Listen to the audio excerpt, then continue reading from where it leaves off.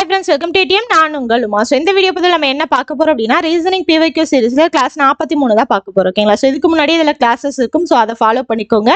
அதே மாதிரி maths PYQ சீரிஸும் உங்களுக்கு வந்து போயிட்டு இருக்கு. ஸோ நீங்க அதையும் ஃபாலோ பண்ணிக்கோங்க. ஓகேங்களா? ஸோ இன்னைக்கான 5 கேள்விகள் 5மே பார்த்தீங்கன்னா டிஃப்ரெண்ட் டைப்ல இருக்கும். ஸோ தெளிவாக கொஸ்டினை கவனிங்க. பாருங்க என்னென்ன கொடுத்துருக்காங்க அப்படிங்கிறத. ஸோ ஆக்சுவலாக இந்த இடத்துல A, இந்த இடத்துல Z, அதுக்கப்புறம் D, H, அதுக்கப்புறம் K, P, இந்த இடத்துல கொஸ்டின் மார்க், இந்த இடத்துல W. ஸோ இதுதான் அங்கே உள்ள கொடுத்துருக்க லெட்டர்ஸ். என்ன கேட்குறாங்கன்னா கொஸ்டின் மார்க் வரக்கூடிய இடத்துல என்ன வரணும் அப்படின்னு சொல்லி கேட்குறாங்க. ஸோ இதை மட்டும் கன்சிடர் பண்ணுங்க. இந்த மாதிரி இருக்கு இல்லையா? ஸோ இதை மட்டும் கன்சிடர் பண்ணுங்க. எப்படி எடுத்திருக்காங்கன்னா ஏக்கு அப்புறம் டி அப்படிங்கிறது 3வது லெட்டர். ஓகேவா? ஸோ ஏக்கு அப்புறம் 3வது லெட்டர் டி, அதுக்கப்புறம் அப்படியே இப்படி வாங்க. ஓகேங்களா? ஸோ ஹெச்சுக்கு அப்புறம் கே வந்து 3வது லெட்டர், அதுக்கப்புறம் இப்படி வாங்க. பிக்கு அப்புறம் 3வது லெட்டர் என்ன அப்படிங்கிறது தான் கேள்வி. ஆக்சுவலாக 3வது லெட்டர் எஸ். ஓகேவா? அதுக்கப்புறம் இப்படி போங்க. டபிள்யூக்கு அப்புறம் 3வது லெட்டர் டபிள்யூ. ஓகேங்களா? ஸோ இப்படி அதுக்கப்புறம் அப்படியே ஒரு சர்க்கிள் மாதிரி ஃபார்ம் ஆகுது. ஸோ எல்லாத்துலயுமே அடுத்தடுத்து 3வது லெட்டரை தான் எடுத்திருக்காங்க. ஸோ பிக்கு அப்புறம் இருக்கக்கூடிய 3வது லெட்டர் அப்படிங்கிறது எஸ். இதுக்கான ஆன்சர் பார்த்தீங்கன்னா எஸ், ஆப்ஷன் சி தான் ஆன்சர். ஓகேவா? ஸோ கொடுத்துருக்கிறத இதுக்கு முன்னாடி இருக்கிறதுல அதே மாதிரி என்ன ரிலேஷன் வச்சு எடுத்திருக்காங்களோ அதே ரிலேஷனை இம்ப்ளிமெண்ட் பண்ணீங்க அப்படின்னா உங்களுக்கு ஆன்சர் கிடைச்சு. ஓகேவா?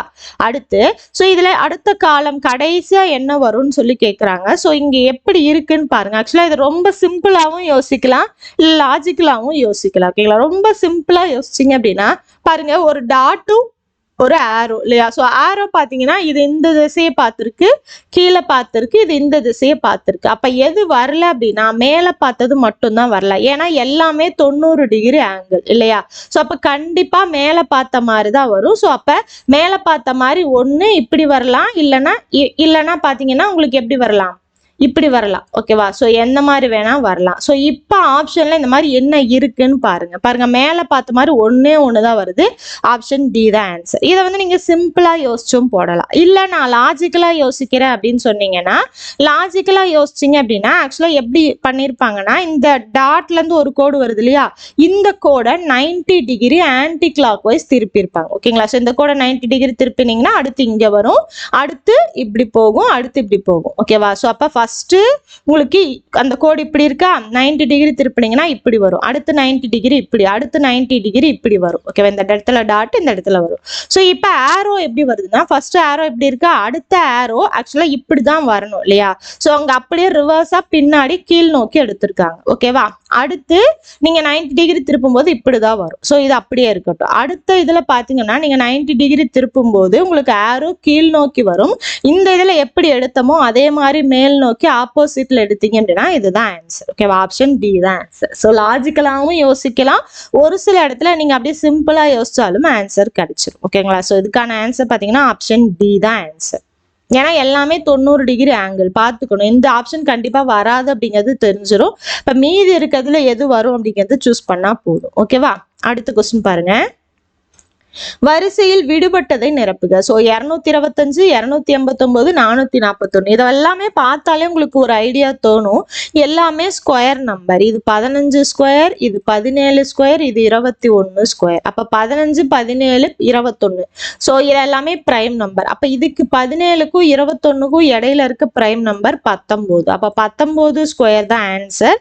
19 ஸ்கொயர் 361. ஆப்ஷன் ஏ தான் ஆன்சர். ஓகேவா? ஸோ 1லேருந்து 20 வரைக்கும் இருக்கக்கூடிய ஸ்கொயர் நம்பர், கியூப் நம்பர் இது எல்லாத்தையுமே மனப்பாடம் பண்ணி வச்சுக்கோங்க. ஓகேங்களா? ஸோ அதாவது 1 ஸ்கொயர் 2 ஸ்கொயர் அப்படிங்கிற மாதிரி 20 ஸ்கொயர் வரைக்கும், அதே மாதிரி 1 கியூப் 2 கியூப் 20 கியூப் வரைக்கும் இருக்க எல்லா நம்பரையும் மனப்பாடம் பண்ணி வச்சிட்டீங்க அப்படின்னா உங்களுக்கு நம்பர்ஸ் எல்லாமே பார்த்த உடனே இது வந்து ஸ்கொயர் நம்பரா இல்லை கியூப் நம்பரா அப்படிங்கிறது தெளிவாக தெரிஞ்சிடும். இல்லை அப்படின்னா நீங்க அதை உட்காந்து ஒர்க் அவுட் பண்ணிட்டு இருக்க மாதிரி இருக்கும். ஓகேங்களா? ஸோ அதனால அதெல்லாமே மனப்பாடம் பண்ணி வச்சுக்கோங்க. அடுத்த கொஸ்டின் பாருங்க. தந்தை மற்றும் மகனின் வயது விகிதம் 4:1. ஸோ தந்தை மகன் வயது விகிதம் 4:1. ஸோ என்ன சொல்றாங்க, அவர்கள் இருவரின் வயதின் பெருக்கு தொகை 196. இந்த மாதிரி விகிதத்துல கொடுத்துட்டாலே அது கூட எக்ஸ பெருக்கி அதுதான் அந்த வேல்யூ அப்படின்னு எடுத்துக்கலாம். அப்ப தந்தையோட வயசு 4x, மகனோட வயசு x, ரெண்டு பேரோட பெருக்கு தொகை அப்படின்னு சொல்லிட்டாங்க. ரெண்டையும் பெருக்குனா 196. ஓகேவா? ஸோ எக்ஸ் பெருக்குனீங்கன்னா எக்ஸ் ஸ்கொயர், 4 ஈக்குவேஷன் கிராஸ் பண்ணா டிவைடட் பைல வரும். ஸோ 4ஆல சிம்பிளிஃபை பண்ணீங்கன்னா 49. 9 7 ஸ்கொயர்னு எழுதலாம். ஸோ ரெண்டு சைடுமே ஸ்கொயர் கேன்சல் ஆகும். எக்ஸோட வேல்யூ 7. ஓகேவா? இந்த இடத்துல கொண்டு வந்து சப்ஸ்டியூட் பண்ணலாமானா பொறுமையா இருங்க, கொஸ்டின் கவனிங்க. 5 வருடங்களுக்கு பின்னர் அவர்களின் வயது விகிதம். ஸோ இப்போ வந்து 4x, அப்போ 5 வருஷத்துக்கு அப்புறம் 4x + 5, ஏன்னா 5 வயசு கூடி இருக்கும். அதே மாதிரி x + 5, இதுக்கப்புறம் 2 பேரோட விகிதம் கேட்குறாங்க. ஓகேங்களா? ஸோ அப்போ இந்த மாதிரி விகிதமா எழுதிக்கோங்க. இப்போ கொண்டு வந்து எக்ஸுக்கு பதிலாக சப்ஸ்டியூட் பண்ணுங்க. பாருங்க, 4 × 7 + 5 = 7 + 5. இது என்ன ஆகும்? 28 33 இது 12. ஸோ ரெண்டு சைடுமே காமனா ஏதாவது நம்பரை வச்சு டிவைட் பண்ண முடியும்னா டிவைட் பண்ணி எளிய விகிதம் எழுதிக்கோங்க. ரெண்டுமே 3ஆல டிவைட் ஆகும். அப்போ 11:4ன்னு கிடைக்கும். இதுதான் பார்த்தீங்கன்னா எளிய விகிதம்.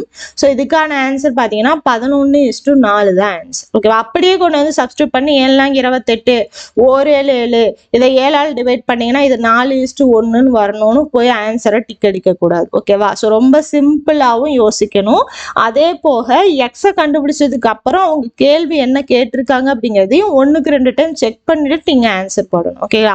விகிதம் கொடுத்துட்டாங்க அப்படின்னா அந்த விகிதத்து கூட எக்ஸை பெருக்கி அதுதான் அந்த வேல்யூஸ் அப்படின்னு எடுத்ததுக்கு அப்புறம் அவங்க ஒரு இன்ஃபர்மேஷன் கொடுத்துருப்பாங்க. அந்த எக்ஸ் கண்டுபிடிக்கிற மாதிரி ஒரு இன்ஃபர்மேஷன் கொடுத்துருப்பாங்க. ஓகேவா? அதை கண்டுபிடிச்சதுக்கு அப்புறம் கொண்டு போய் சப்ஸ்டியூட் பண்ணணும். ஓகேவா? அடுத்த கொஸ்டின் பார்க்கலாமா? அடுத்து பாருங்க, ஸோ கேள்விக்குறி அதாவது கொஸ்டின் மார்க் வரக்கூடிய இடத்துல என்ன நம்பர் வரும் பாருங்க. 11 5 4 59, 13 4 5 57, 16 3 கொஸ்டின் மார்க் 56. இந்த இடத்துல என்ன வரும் அப்படின்னு சொல்லி கேட்குறாங்க. ஸோ ரொம்ப சிம்பிள் பாருங்க, இதை ரெண்டையும் பெருக்கி இதை கூட்டியிருப்பாங்க. ஓகேவா? ஸோ எப்படி வரும் பாருங்க, 11 × 5 + 4, ஸோ 55 + 4 59. அதே மாதிரி 13 × 4 + 5, 13 × 4 52, 52 + 5 57. அதேதான். அப்ப 16 × 3 பிளஸ் எதை சேர்த்தணும் அப்படின்னா 56. ஸோ 16 × 3 48, 48 கூட எதை கூட்டினா 56 வரும்னு பாருங்க. அப்ப எக்ஸோட வேல்யூ என்ன? 56 - 48. ஸோ கழிச்சிங்க அப்படின்னா உங்களுக்கு 8ன்னு கிடைக்கும். ஓகேங்களா? ஸோ இல்லைன்னா இங்கேயே நீங்க 8 கூட்டினீங்கன்னா 56, இதே ஸ்டெப்ல கூட நீங்க போட்டுக்கலாம்.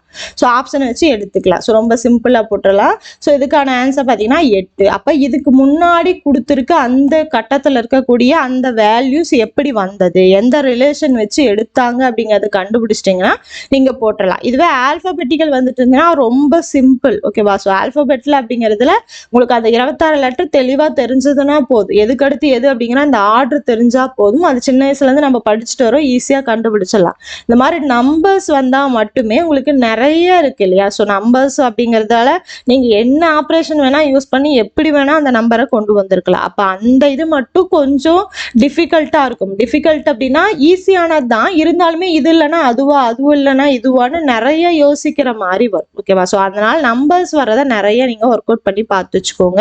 ஸோ அதுதான் ரொம்ப ரொம்ப முக்கியமானது.